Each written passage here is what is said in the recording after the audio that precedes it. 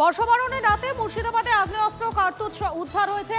রানীতলায় অভিযান চালিয়ে 2টি বন্দুক, 70টি কার্তুজ উদ্ধার। এক গ্রামবাসীর বাড়ির পাম্প হাউস থেকে উদ্ধার আগ্নেয়াস্ত্র। গোপন সূত্রে খবর পেয়ে বুধবার রাতেই অভিযান চালায় বিশাল পুলিশ বাহিনী।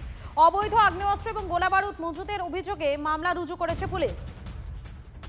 বর্ষবরণের রাতে মুর্শিদাবাদে আগ্নেয়াস্ত্র কার্তুজ উদ্ধার। রানীতলায় অভিযান চালিয়ে 2টি বন্দুক এবং 70টি কার্তুজ উদ্ধার করেছে পুলিশ। কৌশিক রয়েছেন আমাদের সঙ্গে। কৌশিক, কি কারণে এই অস্ত্রগুলো মজুত করা হচ্ছিল সে বিষয়ে কিছু জানা গিয়েছে? দেখো, এখনো পর্যন্ত রানীতলা থানার পুলিশ কিন্তু সেই বিষয়ে তদন্ত শুরু করেছে যে একটি পাম্প ঘরের মধ্যে যেভাবে এত পরিমাণ 70 রাউন্ড কার্তুজ জমা করেছিল এবং 2টি আগ্নেয়াস্ত্র, এবং সেই বিষয়ে তদন্ত শুরু করেছে এবং একজনকে গ্রেপ্তার করেছে। আজ তাকে আদালতে তোলা হবে পুলিশ হেফাজতে আবেদন জানিয়ে। তবে যে ঘটনা, যে একটি পাম্প হাউসের মধ্যে এত কোনো জমি জমার কি দখলদারি বা অন্য কিছু সংক্রান্ত বিষয়, সেই সমস্ত বিষয়ে যেমন খতিয়ে দেখছে, সেরকম সীমান্ত এলাকা হয় এগুলো কি পাচারের উদ্দেশ্য ছিল, সেই সমস্ত বিষয় খতিয়ে দেখছে। তবে এই রানীতলা অর্থাৎ এলাকায় কিন্তু বোঝাই যাচ্ছে এখন পাচারের উদ্দেশ্যে মজুত করা হয়েছিল বলে এখনো পর্যন্ত জানা যাচ্ছে। ধন্যবাদ তোমাকে।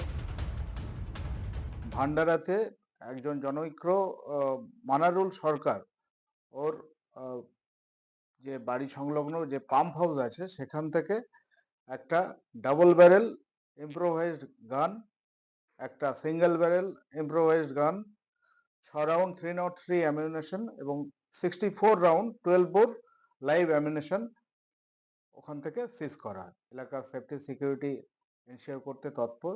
আমরা প্রোঅ্যাক্টিভলি যত ফায়ার আর্মস আছে, বম্ব আছে, সেগুলো আমরা সিজ করব এবং এলাকার সেফটি সিকিউরিটি আমরা